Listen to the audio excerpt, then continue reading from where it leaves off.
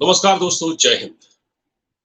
शिरडी के साईं बाबा के बारे में कौन नहीं जानता। आज हिंदुस्तान में ही नहीं, विदेशों में साईं बाबा के लाखों लोग, करोड़ों लोग भक्त हैं।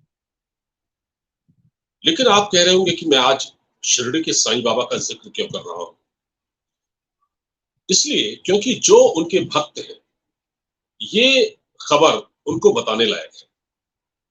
तो अगर आपने अभी तक शिरडी जाने के लिए अपने टिकट बुक करा ली हो या आप बुक कराने वाले हो, तो एक बार जरा विचार कीजिएगा। और क्यों कीजिएगा ये मैं आपको बताऊंगा। उससे पहले आपसे एक छोटी सी गुजारिश है कि अगर चैनल पर नए हो तो प्लीज इसको सब्सक्राइब कर लें। मैं बहुत महत्वपूर्ण जानकारी आपको देने जा रहा हूं और इस वीडियो को कृपया शेयर कीजिएगा। दरअसल ये हुआ है कि शिरडी के साईं बाबा के दर्शन करने के लिए जो भक्त जाते हैं, अब उनको कुछ दिन के लिए हो सकता है कि थोड़ा दिक्कत हो। वो इसलिए क्योंकि शिरडी में हो रही है हड़ताल, अनिश्चितकालीन हड़ताल। और ये पचड़ा क्या है ये मैं आपको बता देता हूँ। दरअसल हुआ ये है कि 2018 से, साल 2018 से शिरडी के साईं बाबा की सुरक्षा, बल्कि उससे पहले से ही शिरडी के साईं बाबा के मंदिर परिसर की और उस पूरे इलाके की जो सुरक्षा है वो थी महाराष्ट्र पुलिस के हाथ। महाराष्ट्र पुलिस के कमांडो, उनका बम स्क्वाड और उनकी स्पेशल कमांडो फोर्स मंदिर की सुरक्षा में तैनात होगी। लेकिन अभी क्या हुआ है कि केंद्र सरकार का एक निर्णय आया है, बल्कि ये हाईकोर्ट का फैसला है। एक हाईकोर्ट में एक संजय काले नाम के एक शख्स ने एक याचिका लगाई थी, जिसमें कहा था कि शिरडी के साईं मंदिर को आतंकवाद का खतरा है, आतंकवादी इस पर हमला कर सकते हैं, ऐसी खुफिया सूचनाएं मिली हैं। तो इंटेलिजेंस की सूचनाओं के आधार पर मंदिर की सुरक्षा के लिए सीआईएसएफ तैनात की जाए। सीआईएसएफ यानी हमारा केंद्रीय औद्योगिक सुरक्षा बल। सीआईएसएफ वो फोर्स है जो एयरपोर्ट की भी रक्षा करती है। जो हमारे जितने भी भारत में एयरपोर्ट हैं बड़े बड़े, उनकी सुरक्षा में सीआईएसएफ ही तैनात रहती है। और हाँ, अब तो शिरडी के पास अहमदनगर में, क्योंकि शिरडी एक छोटा सा गांव है अहमदनगर डिस्ट्रिक्ट महाराष्ट्र में, तो अब तो शिरडी में भी एक एयरपोर्ट बन चुका है। तो लिहाजा एयरपोर्ट बनने के बाद वहां जाने वाले यात्रियों की संख्या, श्रद्धालुओं की संख्या बहुत ज्यादा बढ़ गई है। रश बहुत ज्यादा हो गया है और इस वजह से अब यह सोचा जा रहा है, क्योंकि भीड़ बहुत ज्यादा है, इसलिए क्योंकि शिरडी के एयरपोर्ट की सुरक्षा भी सीआईएसएफ कर रही है, इसलिए मंदिर की सुरक्षा की जिम्मेदारी उसको दी जाए। ये याचिका लगाई गई थी संजय काले नाम के शख्स के द्वारा और ये हाईकोर्ट में मामला गया और फिर वहां से ये कहा गया कि इसकी सुरक्षा सीआईएसएफ के हवाले की जाए। बस यही वो कारण है जिसके चलते विवाद इतना बढ़ गया कि वहां आपस में मतलब विवाद बढ़ा।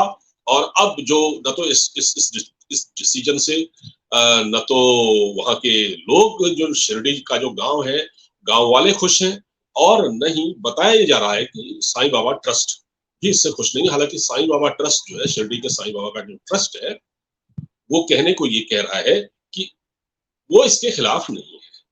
लेकिन आखिर ऐसा क्या हो गया कि भाई शिरडी के साईं बाबा मंदिर की जो सुरक्षा है, शिरडी के साईं बाबा मंदिर की जो सुरक्षा है, उसको सीआईएसएफ अगर उसकी उसकी हिफाजत में तैनात होगी तो उसमें गलत क्या है।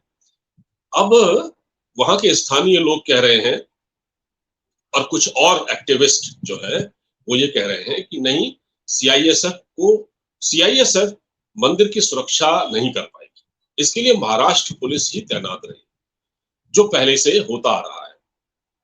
और अगर सीआईएसएफ यहाँ सुरक्षा करेगी तो इससे दिक्कत होगी।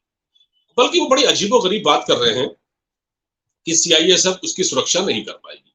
ऐसा क्या है? सीआईएसएफ इतना ही बहुत ही एफिशिएंट फोर्स है, जो कि हमारे एयरपोर्ट से लेकर हमारे जो औद्योगिक सुरक्षा बल, बड़ी बड़ी इंडस्ट्री में उनको तैनात किया जाता है उनकी सुरक्षा के लिए, तो वो मंदिर की सुरक्षा क्यों नहीं कर सकती? क्या लगता है आपको इसके पीछे क्या है? कोई सियासत है? तो मैं उसका भी जिक्र करूंगा।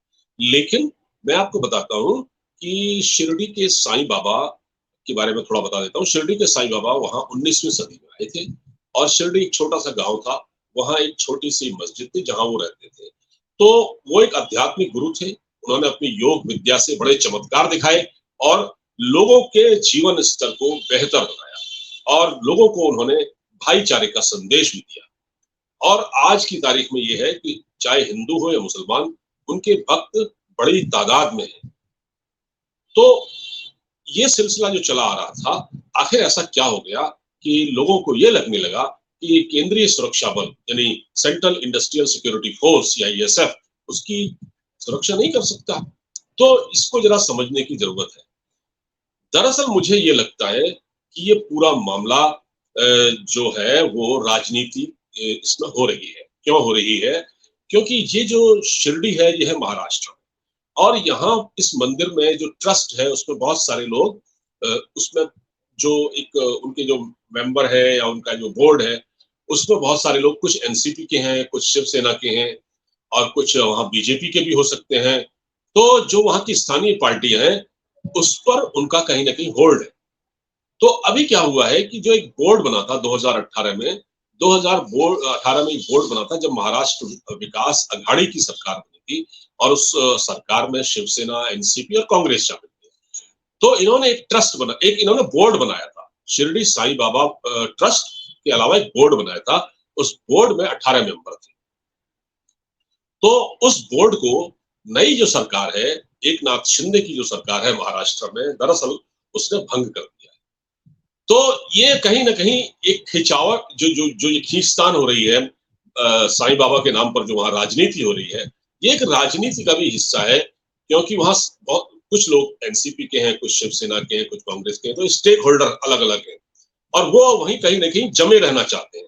तो जब एकनाथ शिंदे की सरकार ने इसको भंग किया तो ये लोग अलर्ट हो गए। मुझे तो इसके अलावा और कोई दूसरा मामला समझ में नहीं आता। हालांकि कुछ लोग ये भी कह रहे हैं कुछ लोग ये भी कह रहे हैं कि जो स्थानीय लोग हैं, जो लोकल गांव वाले हैं, वो ये चाहते हैं कि जो साईं बाबा ट्रस्ट है, जो शिरडी साईं बाबा ट्रस्ट है, उसमें उन मतलब शिरडी गांव के लोगों को भी शामिल करने के लिए 50% आरक्षण दिया जाए। ये एक खबर ये भी निकल के आ रही है जो टाइम्स ऑफ इंडिया के हवाले से है। उसमें ये कहा गया है कि 50% आरक्षण चाहते हैं क्योंकि उनको लगता है कि वो तो इस गांव के हैं, स्थानीय लोग हैं। तो ये शिरडी क्या था? शिरडी तो गांव ही हुआ करता था ना। अहमदनगर डिस्ट्रिक्ट में एक छोटा सा गांव है शिरडी। वहां साईं बाबा आए थे, उन्होंने अपनी वहां योग साधना की थी। फिर लोग भक्त उनको पहचानने लगे लोग और उन्होंने बड़े बड़े चमत्कार किए और आज शिरडी की जो शोहरत है वो पूरी दुनिया में है। वहां से दूर दूर से भक्तों का तांता आता है। तो भैया अब क्या हुआ ऐसा? क्योंकि वहां जो गांव वाले हैं उनको लगता है कि उनका उतना ही अधिकार है। तो जो शिरडी साईं बाबा ट्रस्ट है उसमें वो अपनी हिस्सेदारी चाहते हैं।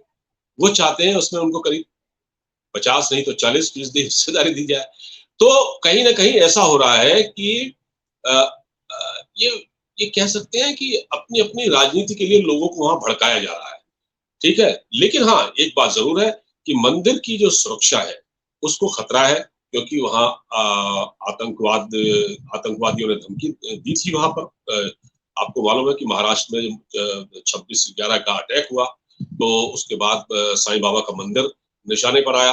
आज भी शिरडी में 25,000 श्रद्धालु आते हैं रोज और उनके खाने पीने रहने का पूरा इंतजाम किया जाता है और एक मुफ्त खाना खिलाया जाता है। रात 10 बजे तक ये भोजन का सिलसिला वहां चलता रहता है और इसमें भक्तों को कुछ नहीं देना पड़ता और अब तो बहुत सारी सुविधाएं वहां दे दी गई हैं।